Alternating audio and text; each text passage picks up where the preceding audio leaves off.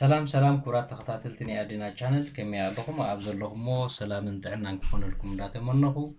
نلوم معلقة مبل عصر تحد كفال ويكاتايل إلف يحزلكم متيزر له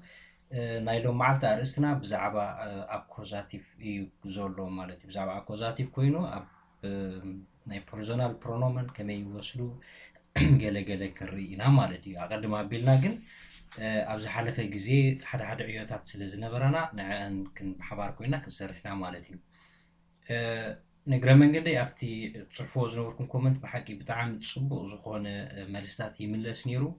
ناشو أب حد سوات نيرن جيجاتات تنجيجاتات كبزح زخفة جيجا يكون بتعامل تصبو مالستات نيرو يريت عن نفسه كيف كومنت ملصق بزي مخالي مهنات مستينا يسرح جزء سلزي بالليو سلازي حفشاوي أبزي بحبار كوينا كنملسو ويكنرينا مالتي حجي سلازي نابا كنقصل مالتي هاوس اوف كابر بشتيمتا ارتيكل بشتيمتا ارتيكل نيرا مجمرتا ناي بشتيمتا ارتيكل ابنت انتاي لانيرنا دو براوز داس فورتر بوخيلنا سلاز جلسنا يشعو مدقاما يليوني بقادحان مجمرتا دو ابدو ناي براوغن تاي يخوني لانيرنا براوغست استي نوسخلو دو براوغست داس فورتر بوخ داس بوخ سلاز وسد أبداس كأني أبداتيف أبكوزاتيف كم زلوا داس سلز تعرف دو براوخس داس وورتر بوخ نقرأ مالتي كل جزء خان تايلنا نيرنا article كل جزء نايتي مودا تزلوا نومن ناتو article إنا نوسد إلنا نيرنا مالتي سلزي نايزا بوخ article إنا نزيان هبا داس وورتر بوخ تخون مالتي ناي ترينكن مالت مستاي مالتي مستاي زون نغير ايش ترينك اورانجن زافت لالف جنامنت ابز ارتيكل كوت ولي جن اورانجن زافت لنا ايش ترينكا تاي مالتي انا يسيتي ايش ترينكا يخونا ايش اورانجن زافت خاني زافت انت عيت ارتيكل وسد ناي اورانجن ارتيكل ولا انت ايلنا اي قد سناني من اذا قد سنا نايتي مودا تازلو رديهم نحج بزعبنا كومبوزيتار إنا نيرنا هنا كل جزء article نايت مودا تازلو إنا نوسد إنا نيرنا ماتي سلازي دير زافت سلازو خانا هبزي أخا أكوزاتيف سلازرلي نزلو إيش ترينكا دين أورانجن زافت تخون مالتي نقرأ من قدي كل جزء أب حد الزاتس كل جزء حد نوموناتيفن حد أكوزاتيفن كله يزجبا كلت نوموناتيف أو حد ذاتس كله هيكرن مالتي حجي قالو نبن ذاتس هوب ذاتس جلز بحرالو وسو خال نجري أو حد أينفع ذاتس جن كل جزء حد نوموناتيف تلي كلا نوموناتيف كتصفول أي كالن إيو مالتي تاي مالتي إيش ترينكا إلى ديا أورانجن زافت قبل أي كرنية مالتي مناتو تيش دولو زلو نوعلو نوموناتيفيو دير أورانجن زافت تيلو خاني نوموناتيف قولو سليز أي قبرن كومو مالتي سليزي ناي ترينكن انتا عينت أرتيك ويكا انتا عينت يوز وسط دايلنا أكوزاتيف وسط مالتي سليزي ناي أورانجن زافت ناي تا زافت ناب أكوزاتيف كغيران كله خدما دير زنبرت دين تخون إلنا نيرنا نازا حلفة جزية مالتي سلازي إيش ترينكا دين أورانجن زافت تملس مالتي أي فريشتين يا فريشتيت نسو يرد يا فريشتيت وورت ناي وورت انتا عينت ارتيكل اللو إلنا نير داس وورت وصل ارتيكل سلازي article das ka am nominativen aber akkusative kommen soll das is hohen ማለት ስለዚህ ja verrichtet das Wort nicht ንሱ is ወል ሓንቲ ቃል አይርዳእን እዩ ማለት ይትርጉሙ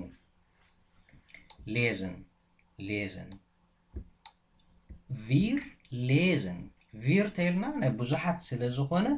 wir lesen كم زلوا ويد متسيت infinitive negative verb مالتي wir lesen die Zeitung معناته كل جزء انتهي لنا نيرنا زحلفة جزء ونجي زودو بمولهم انتهي وصلوا إلى نيرنا دي زبل article يوصلوا إلى نيرنا مالتي سلازي wir lesen die Zeitung نحنا نتي جازيت نحنا كازيتا ننبب مالتي ካውፈን ዚ ካውፈን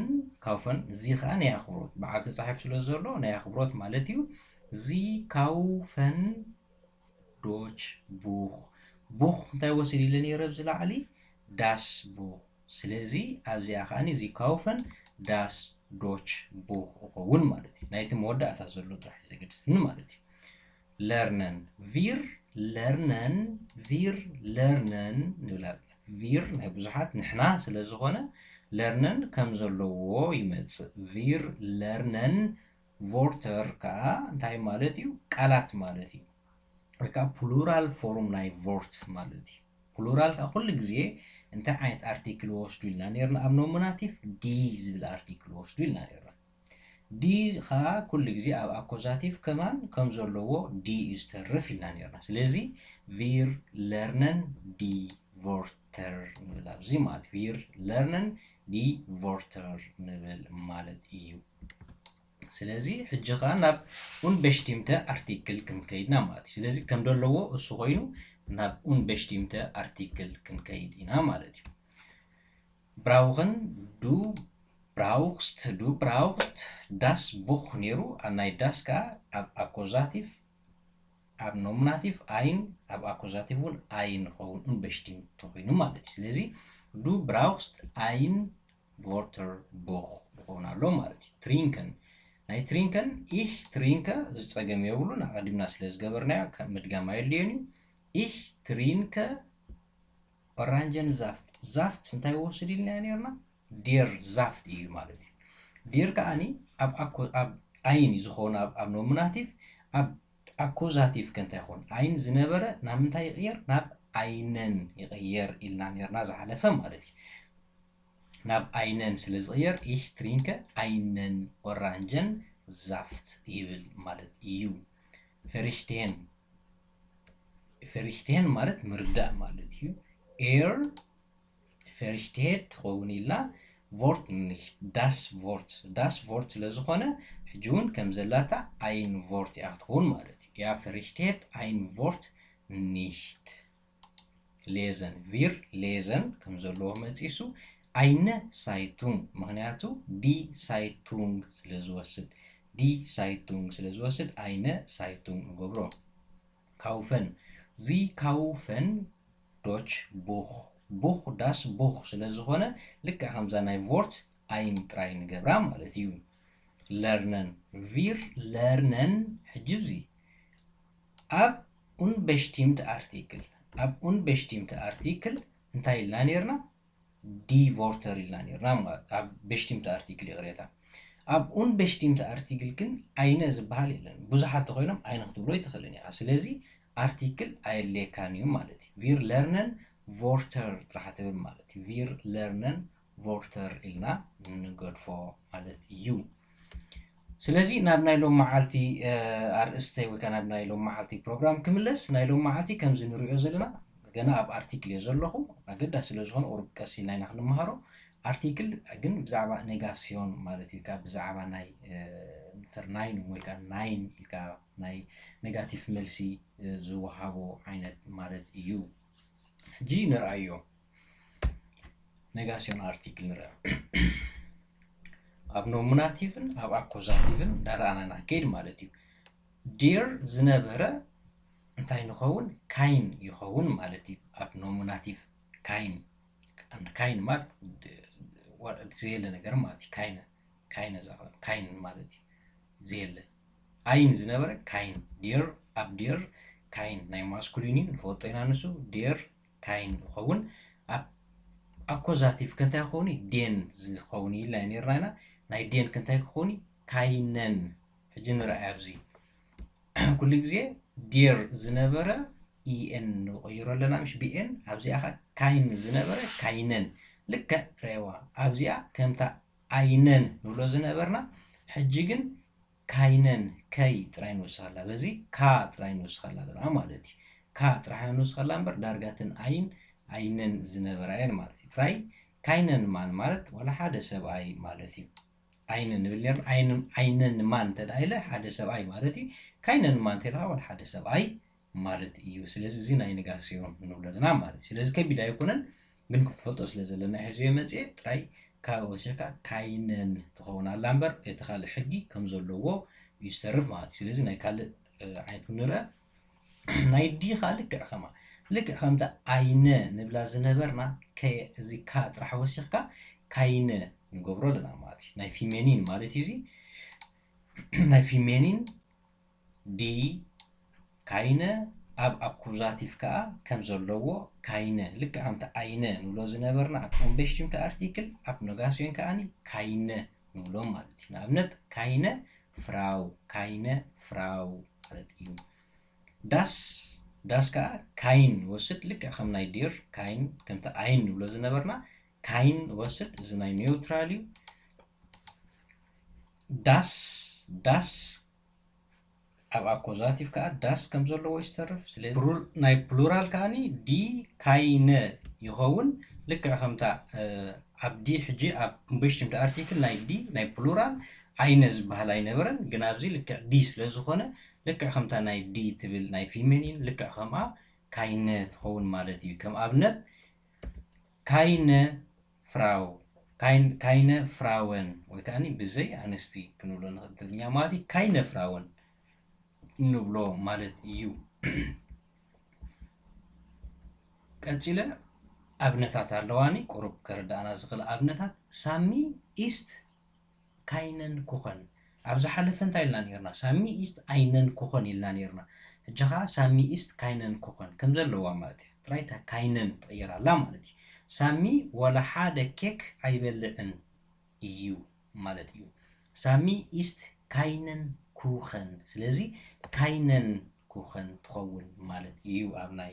ናይ ኔጋሲዮን ሳሚ ትሪንክት ካይን ቢር ምክንያቱ ክሪኦ ኢና ኩኸን እንታይ ወስድ ዴር ኩኸን ወስድ ደጋጊምናዮ ኢና ስለዚ ካይነን ይኸውን ቢር ዳስ ቢር ወስድ ስለዚ ካይን ቢር ይኸውን እንታይ ክኸውን እዩ ትግርኛ ሳሚ ዋላ ሓንቲ ቢራ ኣይሰተየን ማለት እዩ ሳሚ ኢስት ካይነ ባናነ ዲ ባናነ ስለዝኾነ ካይነ ባናነ ንገብሮ ማለት እዩ ሳሚ ዋላ ሓደ ባናና ኣይበልዐን ንኸውን ኣሎ ማለት እዩ ሳሚ ኢስት ካይነ ባናነን ሳሚ ኢስት ካይነ ባናነ ሕጂ ዲ ባናነን ወይ ከዓኒ ፕሉራል ናይ ዲ ባናነን ስለ ዝኾነ ኣብ ፕሉራል ከዓ ዲ ስለ ዝኸውን እንታይ ይኾን ኣብ ኔጋሲዮን ከዓ ካይነ ናይታ ኣይነ ዘላ ካን ወስኸላ ካይነ ትኸውን ማለት እዩ ሳሚ ዋላ ሓደ ባናናታት ትግርኛ ቅርብ ከም ገለኹን ግን ሳሚ ባናናታት ኣይበልዐን ትኸውን ዋላ ሓንቲ ባናናታት ሕጂ ተባዝሑ ማለት ብዙሕ ናይ ብዙሕ ኢና ንዛረብ ዘለና ባናናታት ኣይበልዐን ትኸውን ማለት እዩ ስለዚ ኩሉ ግዜ እቲ ሕጊ ኢና ንኽተሎ ማለት እዩ ሕጂ ከምዚ ንሪኦ ዘለና ሳሚ ዝብል እንታይ ኩሉ ግዜ ሳብጀክት ወይ ከዓ እቲ ነቲ ተግባር ዝገብር ዘሎ ወይ ዝፍፅም ዘሎ ኣካል ማለት እዩ ሳብጀክት ኢስት ከዓ ቨርብ ነቲ ኣክሽን እቲ ተግባር ዝነግረና ኢስት ይበልዕ ትሪንክን ይሰቲ ገለ ኢሉ ዝገልፀልና ወይ ከዓ ዝነግረና ነገር እቲ ቨርብ ንብሎ ኣለና ማለት እዩ እዞም ካይነን ኩኸን ንብሎም ዘለና ክልቲኦም ከዓኒ ኦብጀክት እዮም ማለት እዩ ኦብጀክት እቲ ሰብሲ እንታይ ይበልዕ ኣሎ ወይ እንታይ ይሰቲ ኣሎ ዝነግሩ ማለት እዩ እዞም ቅድሚት ዘሎ ሕጂ ኩሉ ግዜ ከምቲ ኣቀዲመ ክገልፆ ዝፀናሐኹ እንታይ እዩ ኖሚናቲቭ ማለት እዩ ኖሚናቲቭ እዚኦም ከዓ እዞም ዳሕረዎት ከዓ እንታይ እዮም እዚኦም ከ ኣኩዛቲቭ ማለት እዩ ብኣኩዛቲቭ ናይ ኔጋሲዮን ክንሪኦ ዝፀናሕና ማለት እዩ ቀፂልና ከዓኒ ኣብ ናይ ኣርቲክል ናይ ፐርሶናል ፕሮኖመን ብዛዕባ ናይ ፐርሶናል ፕሮኖመን ንርአ ማለት እዩ ኣኩዛቲቭ ናይ ፐርሶናል ፕሮኖመን ንርአ ማለት እዩ ኣብ ኖሚናቲቭ ንፈልጦ ኢና ኣነ ንስኻ ንሱ ንሳ ንሕና ንስኹም ንሶም ንስኹም ገለገለ ሪናዮም ነርና ኢና ቀዲምና ich du er sie es wir ihr sie sie እዚኦም ንፈልጦም ናቶም ፐርሶናል ፕሮኖመን ኢልና መጀመርታ ገሊፅናዮም ዝነበርና ማለት እዮም እሶም ኣብ ኣኩዛቲቭ ከ እንታይ ይቕየሩ ኢና ክንርኢ ማለት እዩ ኣብዚ ሕጂ ich ዝነበረ ሚሽ ይቕየር ich ሚሽ ሕጂ ሚሽ ኣይኮነን ኣብዚ እሽ እውን ኣይኮነን ተራ ሚሽ እጂ ከምዚ ሽ ደይኮና ሚህ ንብሎም ማለት እዩ ልክዕ መልሓስና ሓውሲ ፅቕጥ ኣቢልና ich ሚህ ንብሎም ማለት እዩ ich ዝነበረ ሚህ ይኸውን ዱ ዝነበረ ዲህ ይኸውን እያ ዝነበረ ኢን ይኸውን ኣብ ኣኩዛቲቭ ማለት እዩ ዚ ዝነበረ ከም ዘለዎ ዚ ይኸውን ኤስ ዝነበረ ከም ዘለዎ ኤስ ይኸውን ቪር ዝነበረ ኻኒ ኡንስ ይኸውን ኢር ወይ ከዓ ንስኹም ዝነበረኻ ኦሽ ይኸውን ንሶም ወይ ከዓ ዚ ምሳኻ ዘየለዉ ብዙሓት ሰባት ምስ ዝኸውን ከዓኒ ዚ ይኸውን ናይ ኣኽብሮት ዚ ምስ ዝኸውን ከዓ ዚ ከም ዘለዎ ይኸውን ማለት እዩ ስለዚ ነስተውዕል ተሊና እቶም ዚ ዝበሃሉ ኩሎም ከም ዘለዎ ከም ዝኾኑ ማለት እዩ ኣብ ኣኮዛቲቭ ኣብነታት ክንርኢና ሓንጂ ከም ኣብነት ከነን ምፍላጥ ማለት እዩ ሕጂ ምፍላጥ ክንብል ከለና ኣብ ናይ ዶች ቋንቋ ይፈላለዩ ከነን ሕጂ ንሓደ ነገር ምፍላጥ ክትፈልጦን ከለኻ ንሰብ ክትፈልጦ ቦታታት ገለ ክትፈልጦን ከለኻ ማለት እዩ ቪሰን ከዓኒ ፍልጠት ወይ ከዓ ብትምህርቲ ተምፅኦ ፍልጠት ከዓ ቪሰን ንብሎ ማለት እዩ ነገረ መንገዲ ስለዚ ከነን ማለት ሓደ ነገር ምፍላጥ ማለት እዩ ማለት እዩ ስለዚ ከም ኣብነት ክንመጽ ኢና ሳሚ ከንት ሚህ ሳሚ ከንት ሚህ ተዳኢሉ እንታይ ማለት እዩ ሳሚ ንዓይ ይፈልጠኒ እዩ ይብላ ኣለኹ ስለዚ ሳሚ ከንት ኢሽ ኣይብልን እዩ ሳሚ ተዳኢለ ኦሮዲ እቲ ኣብኡ ዘሎ እንታይ ሳሚ እንታይ እዩ እዚ ኤር ማለት እዩ ሳሚ ሕጂ ምሳና ዘየለ ሰብ ገይረ እንደዛረብ ዘለኹ ሳምስ ፈልጠና እዩ ይብላ ኣለኹ ማለት እዩ ስለዚ ከም ኤር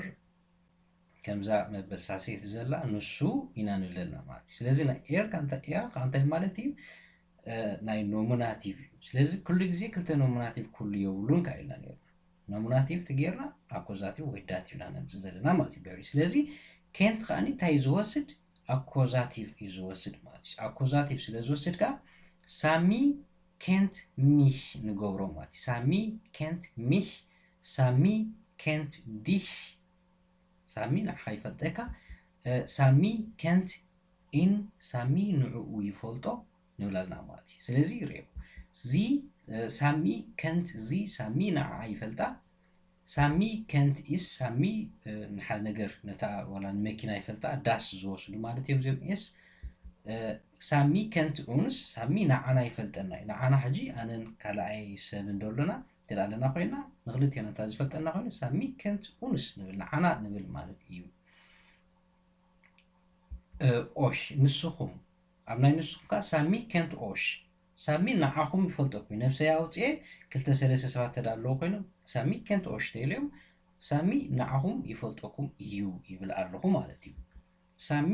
ከንት ዚ ድማኒ ናይ ብዙሓት ምሳኹም ድየሉም ወላ ምስ ዝዛረብ ዘለኹ ሰብ ንዕኡ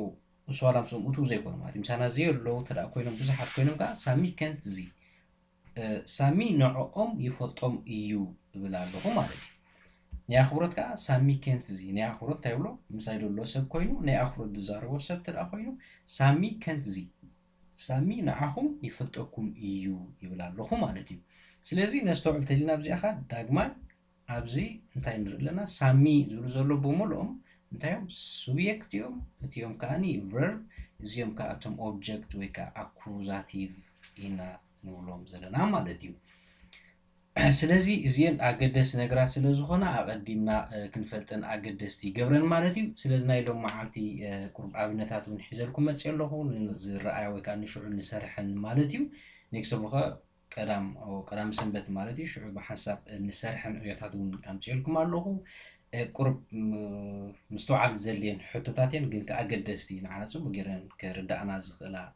ኮይነን ስለ ዝረኸብኩ ኮነ ሕዚአን መፅእ ዘለኹ ስለዚ ኣብዚአን ሕጂ ያ ከንት ሚህ ከም ኣብነት ማለት እዩ ሕጂ ኦኬ ኦሬት ኣብዚ ሜድሽን ተሓዋዊሱ ኣሎ ኣብዚ ዳስ ሜድሽን ከንት ገና ከምዚ ትከውን ኣለዋ ኣብዚ ሕጂ ኦረል ተመሊሳ ስለ ዘላ ያ ከንት ሚህ ኣባ ዳሽ ዳሽ ትብላላ ማለት እዩ ስለዚ kent mich aber das kenne das nicht ናይ ኣባ እንተ ደኣ ኮይና ሕጂ ያ ከንት ሚሽ ንስ ሕጂ እሶም ትፈልጡን ኢኹም ብሎም ኣለኹ እሶም ያ ሕጂ ኦብጀክት እንድዩ እሶም ትፈልጡን ኢኹም ኣባ እንተ ደኣ ኢለ ግን እንተ ደኣ ኢለ ኩሉ ግዜ እንታይ ድመፅእ ኒሽት ኔጌቲቭ ክመፅእ ማለት ስለዚ ኣባ እንተ ደኣ ኢለ ሚሽ ናይ ሚሽ እየ ናብዚ ከምፅኦ ኣባ ኢሽ ከነ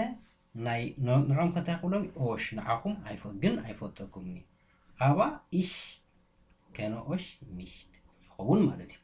ኣብዚ እተን ኣብነታት ኣብዚ እንታይ ኣለዋኒ ዳስ ሜድሽን ከንት ፓውል ኣባ